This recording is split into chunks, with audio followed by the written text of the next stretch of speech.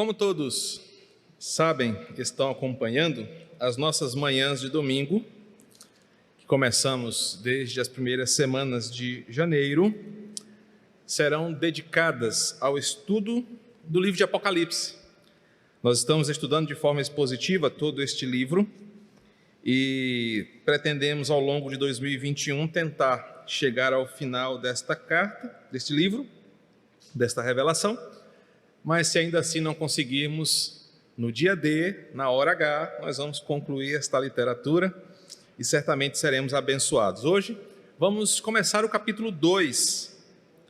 E você que tem acompanhado esta série, você sabe que ela é disponibilizada no nosso grupo de WhatsApp. Os estudos são todos disponibilizados lá, para que você no final tenha um material produzido totalmente na nossa realidade, e você terá então um comentário expositivo, pastoral do livro de Apocalipse. Mas você que tem alguma dificuldade com o mundo digital, com material digital, pode falar com a Rita Louzeiro está ali, inclusive ela tem algumas cópias, eu não sei se das aulas passadas ela trouxe também. Você pode levantar sua mãozinha aí, eu vou te dar 3 minutos para pedir para ela o seu material. Não tem para todos, mas é só para aqueles que têm dificuldade mesmo em conseguir ler pelo tablet, pelo celular, ou alguma coisa do tipo, tá? Hoje nós vamos começar o capítulo 2, tentaremos caminhar até o verso 7, a primeira unidade deste capítulo. Só para lembrar você, nós estamos diante de uma primeira grande visão que João teve, capítulo 1, versos de 9 a 20. João tem a primeira visão, uma visão resumida, mas ao mesmo tempo gloriosa, do que virá pela frente. João vê o Cristo glorificado, Jesus ressurreto, glorioso. Essa foi a ênfase que demos na semana passada. O Jesus que se mostra a partir do versículo 12 e 13 como sacerdote da sua igreja, o sumo sacerdote transitando entre os 7 candeeiros de ouro. Também vimos que a partir do versículo 14 até o versículo 18, João vê, além do sacerdote supremo, o soberano juiz e senhor, descrito pela pena de João com os elementos que ele via: o cabelo, a cabeça, os olhos, os pés, a mão. E João descreve esse Jesus glorioso. Ao final do capítulo 1, há uma ordem, versículo 19, escreve essas coisas que viste, as que são e as que hão de acontecer depois dessa. O capítulo 2, então, é a resposta de João ao que ele acabou de ser mandado a fazer. Ele começa a escrever e endereçar as visões que ele teve. Obrigado. O recado do pastor, sacerdote, soberano juiz para as igrejas do versículo 11. Éfeso, capítulo 1, Esmirna, Pérgamo, Tiatira, Sardes, Filadélfia e Laodiceia. Nós também aprendemos, estudando o capítulo 1 e também os elementos introdutórios da carta, do livro de Apocalipse, que as 7 igrejas, elas são 7 igrejas, mas pela linha ou pela chamada escola hermenêutica que decidimos olhar para Apocalipse, Apocalipse não é um livro preterista. O que está escrito aqui não era só para aquelas igrejas, portanto não teria utilidade hoje. E muito menos uma escola futurista dispensacional, como se o livro de Apocalipse fosse algo misterioso e indecifrável sobre coisas que vão acontecer em um tempo que ninguém sabe. Nós descartamos essas duas escolas e preferimos olhar Apocalipse pela escola chamada de idealista histórico-redentora. O que isso significa? Nós entendemos que os símbolos aqui manifestos, a cultura judaica e os hebraísmos aqui presentes são uma forma de Deus dizer o que é revelado aqui, pelos tempos verbais que já aprendemos no capítulo 1, são para toda a igreja, desde a minha morte e ressurreição até o fim dos tempos. Então aprendemos que ela é idealista porque ela traz princípios que são extraídos para os crentes de todos os tempos. Essa é a mesma forma que nós lemos as cartas, que nós lemos os ensinamentos do Antigo Testamento pelos princípios. Aprendemos que ela é histórica porque João está dentro de um contexto que já foi muito falado na aula 1 e na aula 2. E ela é redentora porque fala sobre a redenção da criação, o desfecho dessa narrativa. Portanto, o capítulo 2 é o endereçamento ou a mensagem que João entrega a uma daquelas 7 igrejas. E aí, na aula de hoje, Apocalipse 2, versos de 1 a 7, nós vamos mergulhar neste conteúdo que o Cristo glorioso, revelado no capítulo anterior, mandou que João escrevesse. Esse é o conteúdo de uma das 7 igrejas que vai falar exatamente sobre a situação desta igreja. Para que você entenda, 7 igrejas, falamos disso, são a totalidade da igreja. 7 igrejas significam 7 posturas, ou, na linguagem que temos escolhido, posturas que os crentes, ao longo da história, terão diante do Evangelho. Então, cada igreja vai representar eu e você individualmente, mas também eu e você enquanto o corpo unido. E aí, nós vamos agora ler Apocalipse 2, versos de 1 a 7. Ao anjo da igreja em Éfeso escreve: estas coisas diz aquele que conserva na mão direita as 7 estrelas e que anda no meio dos 7 candeeiros de ouro. Conheço as tuas obras, tanto o teu labor como a tua perseverança, e que não podes suportar homens maus, e que puseste à prova os que a si mesmos se declaram apóstolos e não são, e os achaste mentirosos. E tens perseverança, e suportaste provas por causa do meu nome, e não te deixaste esmorecer. Tenho, porém, contra ti que abandonaste o teu primeiro amor. Lembra-te, pois, de onde caíste. Arrepende-te e volta à prática das primeiras obras. E, se não, venho a ti e moverei do seu lugar o teu candeeiro, caso não te arrependas. Tens, contudo, a teu favor, que odeias as obras dos nicolaítas, aos quais eu também aborreço, eu também odeio. Quem tem ouvidos, ouça o que o Espírito diz às igrejas. E ao vencedor, dar-lhe-ei que se alimente da árvore da vida, que se encontra no paraíso de Deus. Bem, o restante do livro de Apocalipse, fora esse ambiente aqui das cartas, é, em certa medida, reviver, explicar, amplificar as coisas que são aqui apresentadas, como por exemplo, a segunda morte, que nós vamos ver com mais detalhe lá na frente, a estrela da manhã, comer da árvore da vida, ao que vencer, são exemplos de termos que serão melhor apresentados depois do ambiente das cartas, mas que estarão presentes aqui, o que leva alguns estudiosos de Apocalipse a entender que fora do ambiente das cartas, o que João está vendo é uma repetição do que está sendo manifesto aqui. Então, muitos dizem que Apocalipse não é uma sequência cronológica de fatos, mas é que fora da escrita das cartas, o que João vê com mais clareza é o que está aqui nessas cartas. Mas isso é o que nós vamos ver mais lá na frente. Essas 7 cartas revelam de forma geral um mesmo padrão. Isso é importante para nós. Nós vamos perceber que daqui para frente, cada carta, para cada igreja, tem um mesmo padrão, que são saudações iniciais, endereçadas ao anjo da igreja, ao mensageiro da igreja. Nós vamos perceber que cada carta, Cristo se apresenta, e ele se apresenta exatamente e particularmente relacionado ao que está acontecendo. Isso não é novidade, nós vamos encontrar isso lá no Antigo Testamento, quando Moisés pergunta: quem é você? Deus fala: eu sou o grande eu sou.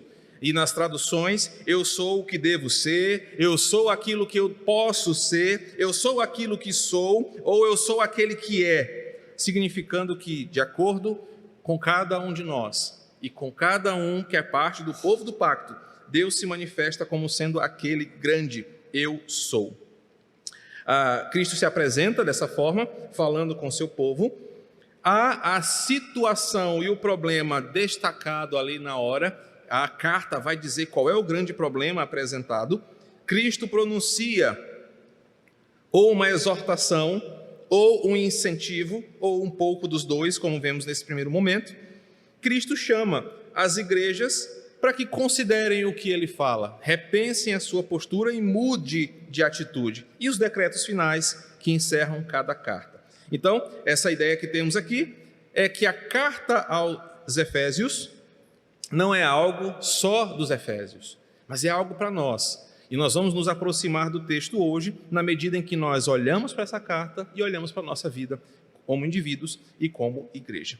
Bem, ainda mais curiosidades sobre as 7 cartas. Elas são divididas em 3 grupos, as 7 igrejas.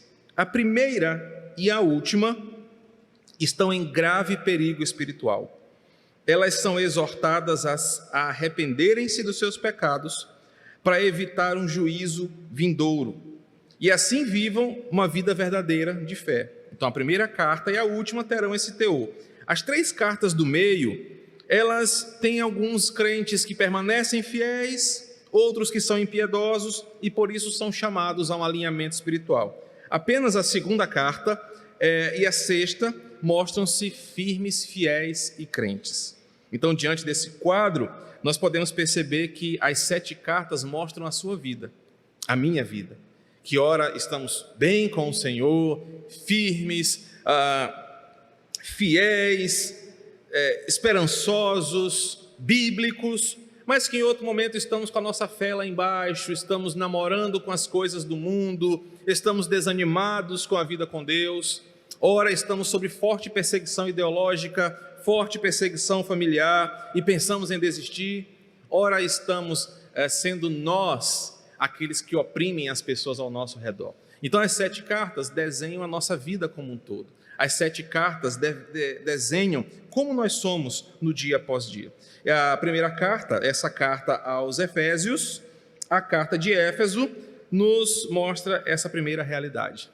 Há um elogio por uma parte, há uma crítica por outra, mostrando que a igreja de Éfeso não era uma igreja que estava amplamente firme na fé por causa do seu comportamento. Por isso, talvez hoje a palavra provoque um pouquinho o seu coração.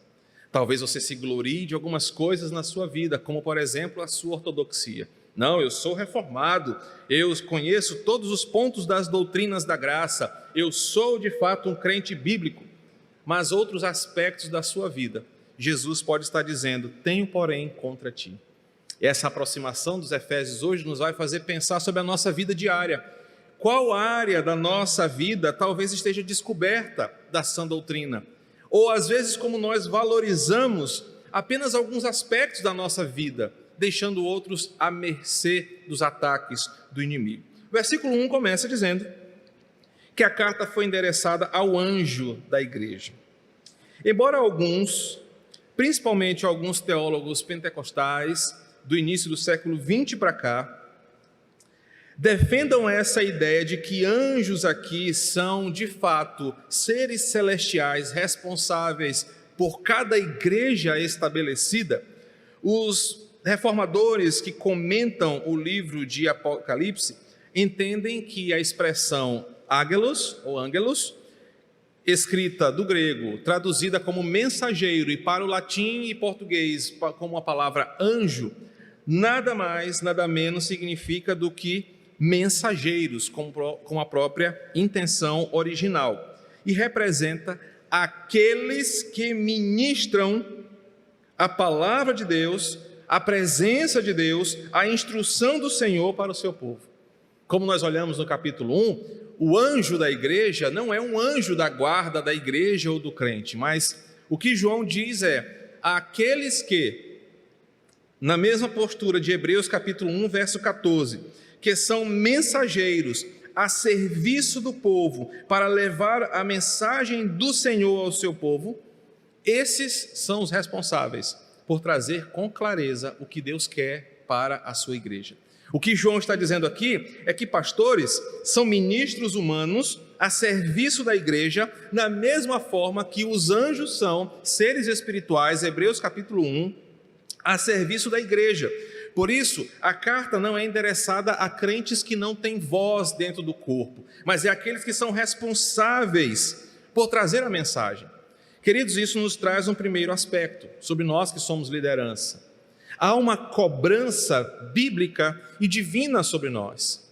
Há uma exigência de Deus para que aqueles que são mensageiros, que levam a palavra e o ensinamento de Cristo para a sua igreja, ouçam o que ele está falando, estejam atentos ao que está revelado. Pastores não pregam o que sai da sua cabeça. Pastores não inventam temas para encontrarem textos que defendam o que eles pensam. Pastores não devem gastar seu tempo com política no púlpito. Pastores não devem usar o púlpito para ideologias seculares. Nós somos chamados de mensageiros, de anjos de Cristo, porque o que nós devemos fazer é pregar a palavra de Deus em todo o tempo. Por isso que nós, liderança, pastores, líderes, professores da igreja, precisamos repensar a nossa prioridade como mensageiros. Às vezes usamos a oportunidade que temos, usamos o espaço que temos para falar o que nós pensamos, o que nós acreditamos. Enquanto o texto, no versículo 1, nos diz que o anjo da igreja é aquele que ouve a mensagem de Deus e traz a mensagem dele para a sua igreja. Isso é uma responsabilidade. É por isso que o ministério pastoral não é uma coisa simples, por isso que o ministério pastoral não é uma coisa fácil, por isso que muitos não são aptos e muitos não querem esse fardo sobre si. Porque ser mensageiro, ser o anjo da igreja, significa que você deve estar atento à mensagem de Cristo para levar ao seu povo, porque essa é a mensagem de vida. Ele diz: estas coisas diz aquele que conserva na sua mão direita as 7 estrelas que anda no meio dos 7 candeeiros de ouro. Eu ainda poderia gastar alguns minutos aqui, mas eu vou ser bem breve.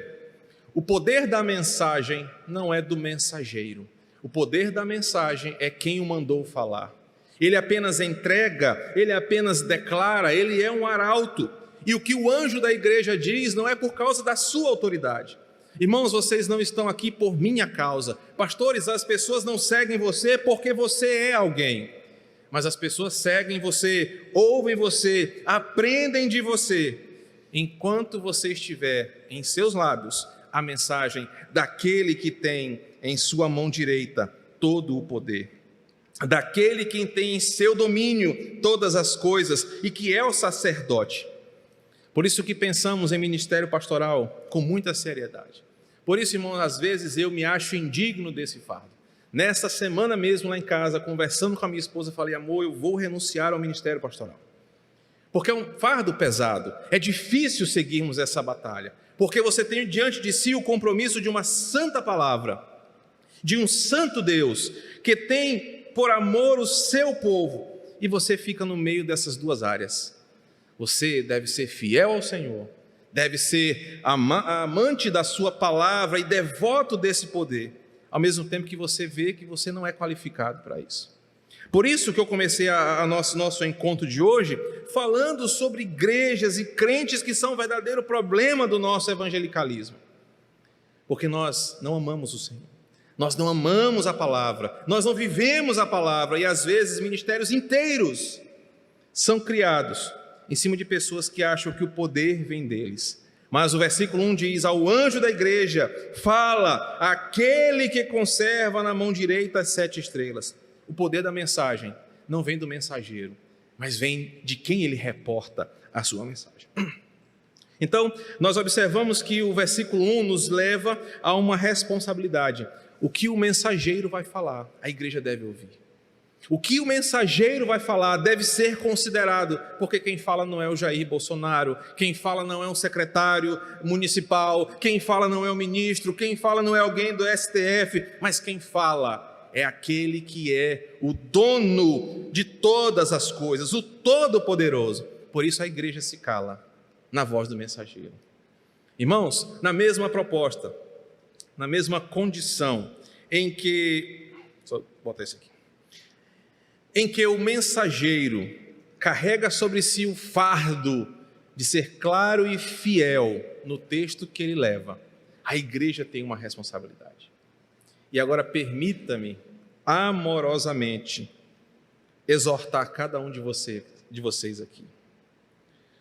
Quando eu, enquanto pastor dessa igreja, pastor Júnior como pastor auxiliar, ou algum homem de Deus assume esse púlpito, prega, e você não muda de vida, você é o problema. Você é aquele que está trazendo sobre a sua vida uma maldição que vai te levar para o inferno. Porque você não está afrontando a minha autoridade, você não está afrontando a autoridade do pastor Júnior, você está afrontando aquele que conserva na mão direita as 7 estrelas, aquele que anda no meio dos 7 candeeiros de ouro. Você está ouvindo a voz de Cristo e desmerecendo o que ele fala. Você está ouvindo a mensagem fiel pregada pelo anjo e você está dizendo: não é verdade, não serve para mim, eu duvido disso que ele está falando, isso não serve, isso não, isso aqui.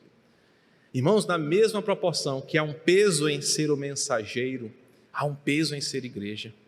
Digo com muita clareza, é melhor que você se atole no mundo, vá para o inferno provando todos os sabores desse mundo, mas não estrague a sua vida estando na igreja e não seguindo as instruções daquele que tem as 7 estrelas em suas mãos.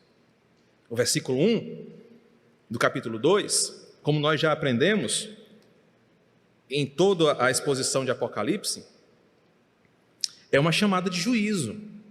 O sabor de Apocalipse é aquele sabor de mel, mas que desce travoso. É aquele suco de caju concentrado. Quem gosta de suco de caju vai saber que deixa a língua travosa, mas refresca. Você ouvirá uma palavra de consolo, mas ela vai te provocar. E a provocação começa aqui. Você tem sido uma igreja digna da mensagem do mensageiro? Você tem sido fiel àquilo que você ouve e é chamado a fazer? Irmãos, nem sempre o problema é só o pastor. A maioria das vezes é o pastor, confesso isso. Porque a maioria dos escândalos vem pelo pastor, e eles são mais graves, e quem já foi meu aluno de teologia sabe, a gente conversa muito isso em sala de aula. Um irmão ou outro pode adulterar, pode ser pego num bar bebendo, pode estar devendo no mercado, mas se é o pastor, a coisa ganha uma proporção muito maior. Mas quando a gente pensa na responsabilidade da igreja, ela está aqui no versículo 1. E quando você ouve a mensagem? E quando você é confrontado pela palavra e cruza aquela porta ali, como se nada tivesse acontecido? O peso da palavra vem sobre você também. É o que nós vamos ver agora a partir do versículo 2. No material que você recebeu tem uma descrição de quem era Éfeso. Eu só vou ler aqui rapidamente para te situar. Mas para estudar Éfeso, quem era a igreja dos Efésios, Atos capítulo 18 ao 20 vai narrar um pouquinho sobre como começou essa igreja. Éfeso era uma cidade rica, próspera, grandiosa, famosa pelo comércio e famosa pelo templo de Diana, uma das maravilhas do mundo antigo. Éfeso, por muito tempo, foi uma das mais importantes cidades da Ásia. Ela era uma cidade linda, descrita pelos historiadores como uma cidade próspera, com muito movimento, muita cultura, bela arquitetura, e uma cidade turística por causa do templo de Diana. Para quem não lembra quem é a Diana, você tem adorado ver ela na Liga da Justiça como a Mulher Maravilha. O evangelho chegou até Éfeso por intermédio de Paulo em sua segunda viagem missionária, Atos 18, verso 19 a 21. E depois que Paulo estabelece essa igreja a partir de poucos irmãos, ele chegou a ficar 3 anos nessa cidade, Atos capítulo 20, e depois, no final da sua vida, despediu-se daquela igreja já estabelecida, colocando Timóteo como um dos pastores dessa igreja. Então, quando você lê a carta pastoral de Timóteo, ele está lá em Éfeso. E depois, possivelmente, João também cuidou desta igreja, porque, ao que parece, Timóteo, na sua segunda carta, está muito desanimado com a dificuldade daquela igreja. As pessoas ali são difíceis, é uma liderança que não se dobra ao evangelho, desconfiam do ministério de Timóteo, não valorizam a sua piedade. Parece que Timóteo pastoreia lá por um tempo, logo depois João assume esse pastoreio, ou possivelmente se envolve com aquela igreja. Então, quando Apocalipse é escrito, Éfeso já é uma cidade que tem uma igreja por no mínimo 40 anos. Éfeso não é uma igreja nova. Quando João tem essa revelação, aquela igreja está lá há 40 anos. E o que isso significa? Crentes nasceram, crentes morreram, crentes se converteram, crentes se desviaram, alguns ficaram esse tempo todo lá, alguns estavam quentes na fé, outros estavam frios na fé. Filhos de crentes se desviaram, filhos de crentes se reconciliaram, ministros surgiram, missionários foram levantados, educadores cristãos foram formados, pastores caíram em pecado, irmãos fizeram tudo o que tinham de fazer. Era uma igreja com 40 anos de história. Nós que só temos 24, já passamos por um bocado de coisas parecidas com essa. Imagina uma igreja com 40 anos de existência. Bem, o problema está exatamente aqui. Com 40 anos de existência, a geração que está aqui não é a mesma que começou a igreja. Eles não têm mais aquele fervor, eles não têm mais aquela paixão pela palavra, eles não têm mais aquele engajamento por aprender as novidades do Evangelho, eles não têm mais aquela alegria por descobrir as verdades que botam daqui. Por quê? Porque eles já acharam que já tinham ouvido de tudo, porque eles já acharam que tudo era a mesma coisa, que o pastor ia pregar de novo o mesmo texto, que não havia nada novo a aprender. E muito pior do que isso, eles achavam que não fazia diferença nenhuma pregar o Evangelho para os perdidos. E é aqui que o problema da carta aos Efésios surge. Versículo 2: conheço as tuas obras, tanto o teu labor como a tua perseverança, e que não pode suportar homens maus, e que puseste à prova os que a si mesmos se declaram apóstolos e não são, e os achaste mentirosos. Bem, como sacerdote que transita entre a igreja, como sacerdote que está o tempo inteiro entre o seu povo, o início do versículo fala: conheço as tuas obras. Irmão, semana passada, retrasada, eu acho que o capítulo 2 eu preparei já tem um pouco mais de 2 semanas. Eu passei muito tempo engatado nessa frase: conheço as tuas obras.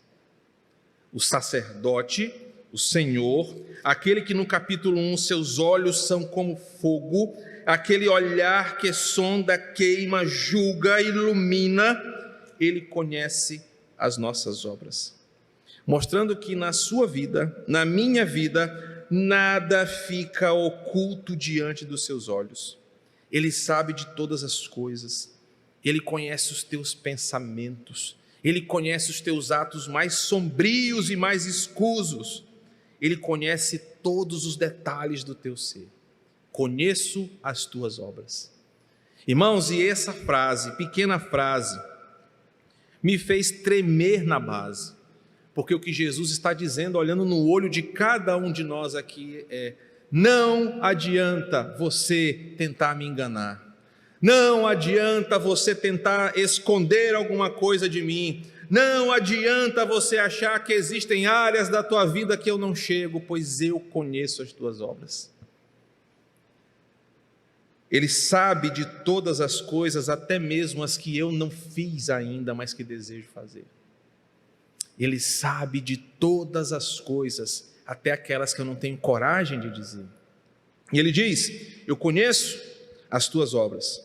E isso nos desafia a viver todos os momentos da nossa vida como se ele estivesse literalmente ali conosco. Irmãos, isso nos constrange. E eu vou ser bem mais claro para os jovens, para os adultos, para os idosos: quando os pensamentos impuros vêm na tua cabeça, quando o desejo maligno vem no seu coração, quando, como em Romanos capítulo 6, você usa o seu corpo como instrumento do pecado para desonrar a palavra do Senhor, ele conhece, ele está vendo. Para os casados, quando você está tendo relação sexual com a sua esposa, Deus está vendo, ele conhece as tuas obras. Para os solteiros, quando você é tentado à pornografia, à masturbação, a pensamentos impuros, ele está vendo, ele conhece as tuas obras. Para os homens, aqui presentes ou nas conexões da vida, quando você é tentado a desonrar ao Senhor como sacerdote da sua casa, como líder espiritual, como pastor da sua família, como provedor do seu lar, Ele conhece as tuas obras.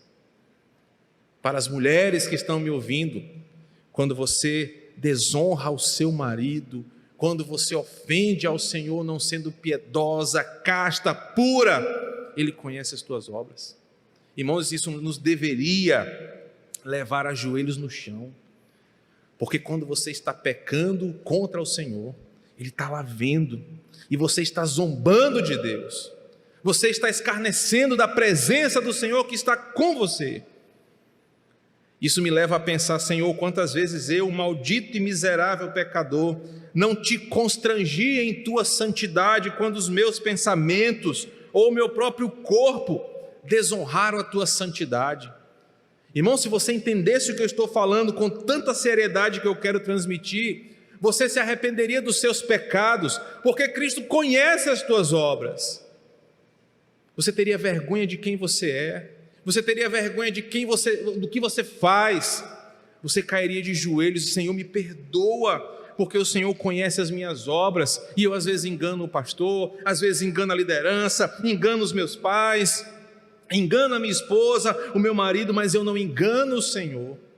E por Ele conhecer as nossas obras, irmãos, é que nada ficará impune, nem as coisas boas, nem as coisas más. Isso me deixa com muito temor, porque o Senhor conhece as minhas obras, o Senhor conhece as tuas obras. E no versículo 2 ele fala que esse desafio para vivermos o tempo todo para a sua glória é que faz com que nós vivamos uma das doutrinas da graça que mais nos desperta, e eu preguei sobre ela recentemente, a graça perseverante, ou a preservação dos santos. É você o tempo inteiro buscar santidade diante do Senhor, é você buscar o tempo inteiro uma vida onde você ama menos o pecado, onde você é menos escravo do pecado, onde você não entrega o seu corpo para o pecado, mas você vive para Ele, porque Ele conhece as tuas obras. Para a igreja de Éfeso, Ele reconhece o labor, Ele reconhece a perseverança e a sua luta contra o homem mau. Irmãos, e o homem mau aqui não é o cadeirudo da novela do Salvador da Pátria. Só os mais antigos lembram aqui quem era o cadeirudo da novela do Jorge Tadeu. O homem mau aqui não é um político de esquerda ou de direita ou radical demais no poder. O homem mau aqui estabelecido são falsos mestres que assumiam os púlpitos das igrejas. Os falsos mestres, os apóstolos que tanto apareceram na igreja de Éfeso de tempo em tempo. O homem mau era simplesmente alguém que abria a palavra e não pregava a Bíblia como ela é. E queridos, esse é um desafio que a igreja de Éfeso tinha, porque ela era uma igreja reconhecida por ter zelo doutrinário, por ter um esforço de manter a fé alicerçada no que a palavra diz.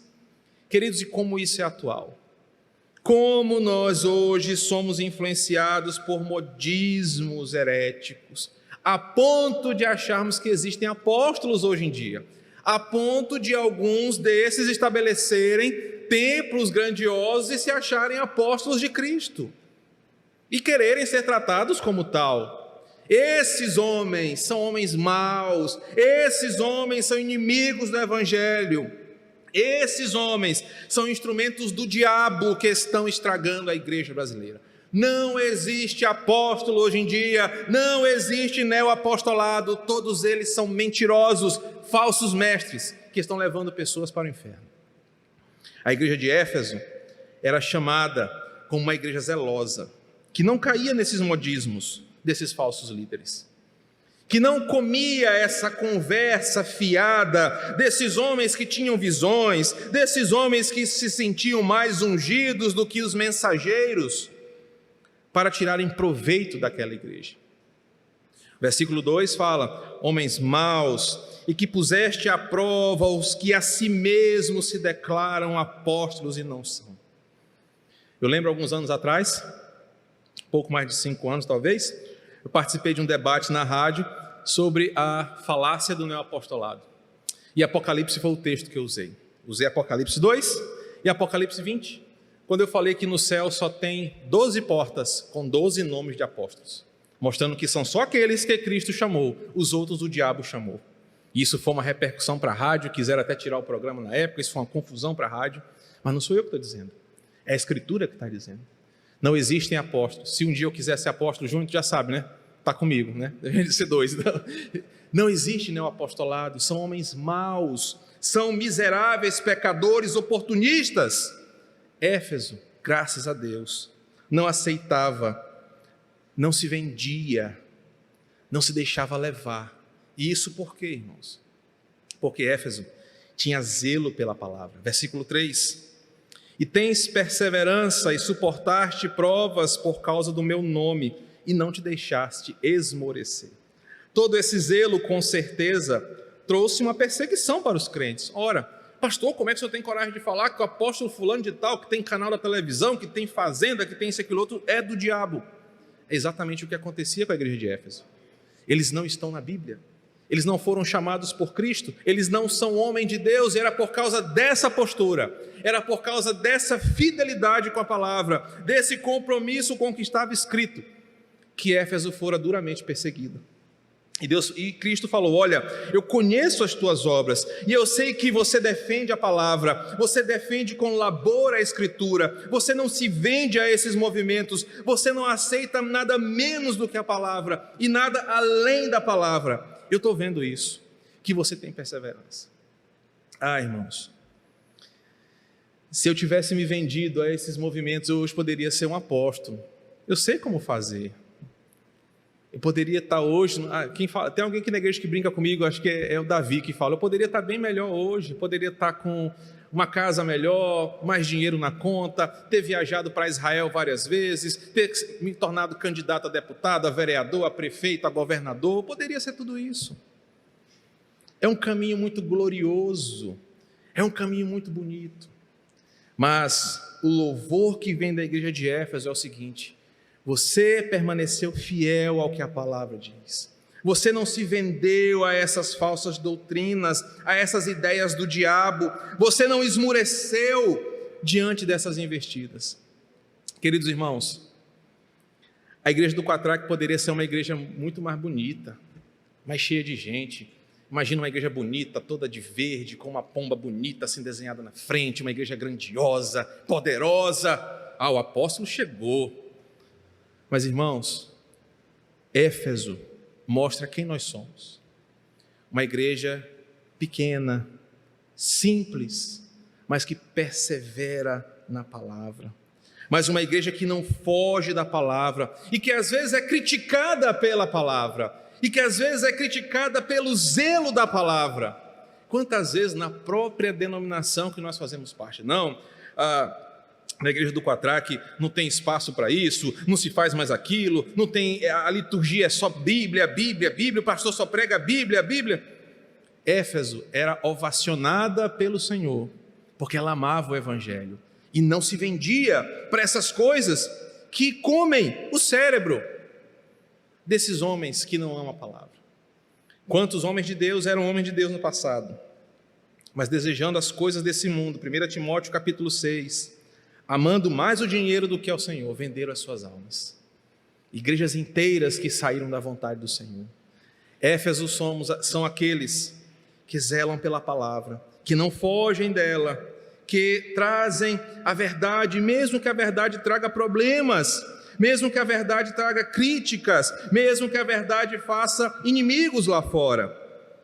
Assim como a igreja de Éfeso, várias igrejas hoje pequenas lutam para suportar as pressões de se vender para um falso evangelho, de se vender para uma falsa doutrina que promete sucesso, felicidade, riqueza e outra coisa. Várias igrejas hoje são como Éfeso. Várias igrejas hoje amam ainda a palavra e continuam firmes. O sacerdote que anda entre os candeeiros certamente está vendo aqueles irmãos que permanecem fiéis. O sacerdote que anda entre os candeeiros certamente está vendo aqueles que amam mais o Senhor, mas ele também está vendo aqueles que amam mais o mundo do que as próprias coisas de Deus. Os versos 2 e 3 então, são elogios para a igreja. No entanto, os versículos 4 e 5 em diante nos mostram um problema. a igreja abandonou o primeiro amor. Eu vou tentar correr um pouquinho mais e fechar em 5 minutos. É um desafio, irmãos, tentar expor muita coisa em 30 minutos, 40 minutos. Bem, até então legal. A igreja de Éfeso começa com uma exortação, começa com uma pressão, começa com um elogio, só que o versículo 4 a coisa muda. Tenho, porém, contra ti que abandonaste o teu primeiro amor. Isso significa, literalmente, que os irmãos ali perderam uma coisa essencial. E o que é essencial aqui é a paixão pela mensagem do Evangelho que tanto marcou a igreja de Éfeso. Em algum momento desses 40 anos, a igreja de Éfeso perdeu essa paixão pela mensagem e caíram num grave erro. Aí você pode pensar assim, se desviaram, viraram, a igreja se tornou um bar, a igreja se tornou... Não, eles continuavam todo domingo de manhã cantando o hino 135, eles todo domingo à noite vinham, os irmãos colocavam o dinheirinho no gasofilácio, se reuniam, oravam, participavam do Delon, participavam do culto de oração. A igreja de Éfeso não tinha acabado, mas Cristo fala, vocês se perderam, se afastaram do primeiro amor. E o que era isso? O primeiro amor que foi apagado. E o grave erro de Éfeso, eles se tornaram religiosos, meramente religiosos. E o que isso significa, pastor? Eles tinham a cadeirinha marcada, o formato dos seus bumbunzinhos ali certinho em cada cadeira, porque estavam semana após semana na igreja. O envelope do dízimo era preenchido de janeiro a dezembro. Participavam de todas as reuniões semanais da igreja, mas meramente por religião, meramente para cumprir uma agenda. Eles haviam se afastado da paixão fervorosa pelo Evangelho. Irmãos, ainda falando um pouco de mim, porque eu me enxergo nessa carta. Alguns irmãos percebem que quando a gente prega, né, eu e o Júnior, a gente muda até a entonação, né? A gente fala, até direto fala no carro, papai, o senhor gritou muito hoje pregando, às vezes nem eu percebo que eu estou gritando, irmãos, perdão, tá? Trabalho pessoal aí do áudio aí. Mas é porque até então, eu sou apaixonado pelo Evangelho. E não há um crente que, conhecendo a Escritura, não se empolgue, não se apaixone, não manifeste a sua emoção ao falar do Evangelho. O que aconteceu com Éfeso é que esses irmãos perderam a paixão pela palavra, perderam a paixão por Cristo, perderam a paixão pela comunhão, perderam a paixão pelo Senhor. Então, quando eu falo que eu assumo o púlpito, eu até digo isso nas salas de aula, que quando você prega, as pessoas têm que ver que não apenas você sabe do que você está falando, porque isso é muito fácil. Quem tem memória fotográfica, quem tem uma memória legal, consegue memorizar páginas, capítulos, parágrafos e recitá-los aqui. Você deve estar vendo que tudo que você está lendo aqui é o que eu estou dizendo, porque tudo que eu escrevi é o que eu estou falando. Mas não é apenas falar, é mostrar que você acredita, que você sente, que você vive o que você está pregando. E esse era o problema de Éfeso. Os irmãos sabiam a Bíblia de ponta a ponta. Paulo passou 3 anos ensinando os rudimentos da fé para aquela igreja. Eles eram calvinistas, eles eram eleitos, sabiam o que era predestinação, justificação, sabia de tudo. Mas o problema é que aquilo era só uma teoria para eles. Era só uma teoria que não se distinguia e não fazia diferença em nada quando o pecado batia a porta. Então Cristo fala, olha, eu tenho contra ti porque o primeiro amor, aquele que fez com que a partir de um pequeno grupo de convertidos, Éfeso se tornasse essa igreja sólida e firme, esse primeiro amor que era repleto de compaixão pelos perdidos, aquele que amava falar de Jesus em todo o tempo, aquele primeiro amor que era buscar ganhar as pessoas para Cristo, isso acabou. Os efésios perderam esse amor e se tornaram só uma igreja de boa doutrina. Eu quero ouvir uma boa pregação, eu vou na igreja de Efésios, dos Efésios. Lá tem uma palavra boa, mas era só teoria, era só ensinamento, aquilo não mudava vidas, eles não refletiam esse conhecimento para os perdidos, porta fora. Isso nos mostra uma coisa que eu me preocupei muito, irmãos, quando preparei essa aula. Nós podemos correr o perigo de ser igual aos Efésios E isso me dói no coração como pastor. Ser uma igreja conhecida na cidade, no bairro ou na internet como uma igreja que tem uma boa doutrina, mas que os crentes são religiosos, mas de crentes que não amam a Deus coisa nenhuma, que são apenas religiosos, que querem ouvir uma boa mensagem porque são intelectuais, ou uma mensagem intelectualizada, mas que não faz diferença nenhuma quando você está na fila da lotérica, quando você está no supermercado, no hospital, na tua vizinhança. Nós podemos cair no mesmo erro de ser uma igreja com um bom púlpito, boas pregações, boas músicas, boa liturgia, mas sem nenhum amor para as pessoas que estão na porta de fora indo para o inferno. A igreja de Éfeso nos traz um desafio, que nós podemos ser até assíduos na igreja, ter o nosso Instagram conhecido como crente reformado, mas sem nenhum tipo de amor genuinamente cristão. Eu não vou continuar, nós vamos parar por aqui. Semana que vem nós vamos retomar do versículo 5 até o versículo 7, porque eu não quero perder a qualidade da exposição. O versículo 4 só começa a observação: tenho, porém, contra ti que abandonaste o teu primeiro amor. Irmãos, e hoje, como uma aplicação parcial desse texto, nós temos a primeira observação daquele que anda entre os 7 candeeiros. Como está o teu primeiro amor? Você é o mesmo em paixão, em fervor? Até o buraco do relógio sumiu aqui, meu Deus do céu, pronto. Você é o mesmo que você era nesse aspecto no início da tua conversão? Ou você se tornou um crítico de pregadores? Ou você se tornou um crítico do ministério de música? Ou você se tornou só um religioso fariseu miserável, que vem para cá pagar de crente, mas segunda-feira é pior do que o próprio Satanás? Efésios nos chama, aquele que conhece as nossas obras, está sondando o nosso coração. Por isso o apelo é: tenho contra ti. Mas, meu Deus do céu, falar do diabo, ele atrapalha até eu botar meu relógio. Deixa eu botar o relógio aqui, não vou botar coisa nenhuma. Conheço as tuas obras. Você tem áreas da sua vida que são louváveis, mas cuidado, para que você não abandone o seu primeiro amor. Semana que vem nós continuamos. Falei para vocês que nós não teríamos pressa. Se até Jesus voltar a gente estiver estudando Apocalipse, é bom porque a gente está aprendendo. Semana que vem a gente retoma a parte final do capítulo 2.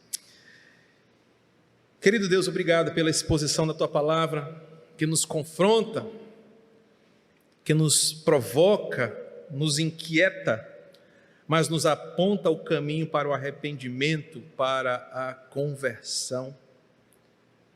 Nos aponta o caminho para os pés da cruz. E obrigado, Senhor, porque hoje, com o início dessa carta à igreja de Éfeso, nós percebemos como vale a pena manter-se fiel ao Evangelho, não caindo nessas modinhas hereges do nosso tempo, não dando ouvido a charlatões, a falsos mestres, a cavalos do diabo que assumem púlpitos da igreja. Obrigado, Senhor, porque nós somos aqueles que perseveram na Tua Palavra. Ela para nós é suficiente, ela para nós ela é útil, aplicável, soberana, e nós não queremos nada além dela e nada fora dela. Obrigado, Senhor, porque nos enxergamos aqui em Efésios, tanto na exortação, no chamado, no desafio, mas também queremos sentir a mesma espada afiada que sai da Tua boca, como aprendemos na semana passada, cortando a nossa carne, expondo a podridão do nosso pecado. Nos ajuda, precisamos de Ti, em nome de Jesus.